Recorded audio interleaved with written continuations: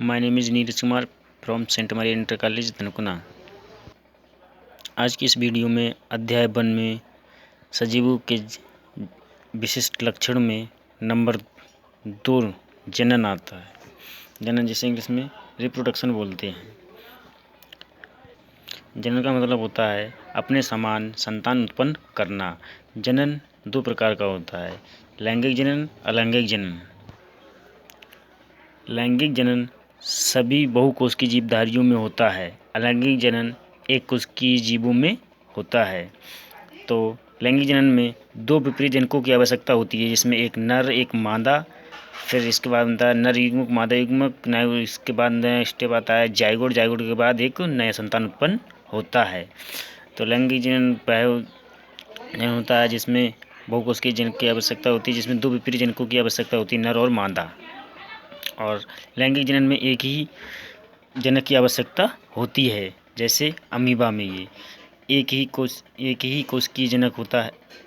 एक ही कोशिकीय जीव होता है, जिसमें एक कोशिका को बीच से आधा बढ़ जाता है, 2 भागों में बढ़ जाता है। इससे 2 संतान उत्पन्न हो जाती हैं, 2 नए संतान उत्पन्न हो जाती हैं। कुछ सजीव ऐसे भी होते हैं जिनमें संतान उत्पन्न करने की क्षमता नहीं होती है, जैसे खच्चर, बंध कारागार मधुमक्खी, बंध मनुष्य। तो इसलिए जनन भी एक विशिष्ट लक्षण, सजीव का एक विशिष्ट लक्षण नहीं है, क्योंकि सभी सजीव भी जनन लैंगिक जनन नहीं कर पाते हैं। इसलिए सजीव जनन भी एक विशिष्ट लक्षण नहीं है, ये सिर्फ लक्षण है। जनन में नोट करेंगे, सभी जनन भी जीवों का अभिलक्षण है।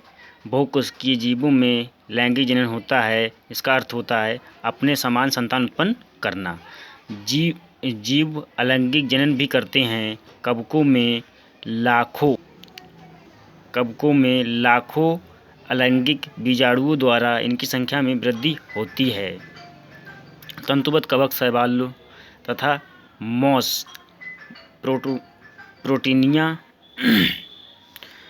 विखंडन द्वारा गुणन करते हैं, विखंडन द्वारा संतान उत्पन्न करते हैं। विखंडन द्वारा जैसे शैवालों में ये एक ही खंड में है, इनको अलग अलग खंड में तोड़ दिया जाता है, तो ये लाखों संख्या में नई संतान उत्पन्न करते हैं। जैसे यहाँ से इसको अलग करके यहाँ तीनों अलग कर दिया, तो ये 3 संतान अलग अलग संतान उत्पन्न करते हैं। ये जो विखंडन जनन है, ये जो अलैंगिक जनन की विधियाँ हैं। फिर आता है ईस्ट तथा हाइड्रा में मुकुलन द्वारा जनन होता है। जैसे मुकुलन जिसे इंग्लिश में बडिंग बोलते हैं। मुकुलन मतलब एक ही ईस्ट के छोटे से भाग को यहाँ से विखंड कर देना, जिससे अगले ये 2 अलग अलग भागों में बंटकर अलग अलग 2 नए संतान उत्पन्न कर देते हैं। फिर प्लेनेरिया एक चपटा कृमि है।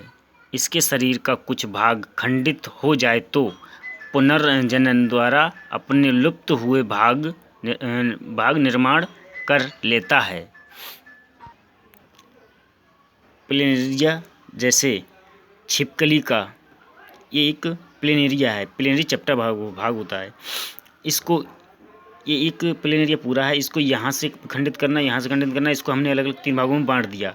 3 भागों में बांटने के बाद ये तीनों अलग अलग नए नई संतान उत्पन्न हो जाती है, जिसे पुनरुद्भवन रिसाइकिल बोलते हैं। प्लेनेरिया जैसे छिपकली की पूंछ कट जाती है, तो वहाँ पे दोबारा लुप्त हुआ भाग नया भाग का निर्माण कर लेता है, इसे बोलते हैं निर्माण कर लेता है। कुछ ऐसे जीव भी हैं जो जनन नहीं करते हैं, अभी हमने बताया था। जैसे एग्जाम्पल खच्चर, बंध कामगार मधुमक्खी, बांझ दंपति युगल आदि। इस प्रकार जनन भी जीवों का विशिष्ट लक्षण नहीं होता है। कोई निर्जीव वस्तु जनन करने में सक्षम नहीं होती है। आज के लिए इतना ही बस। आज की इस वीडियो को शेयर और लाइक और सब्सक्राइब करें।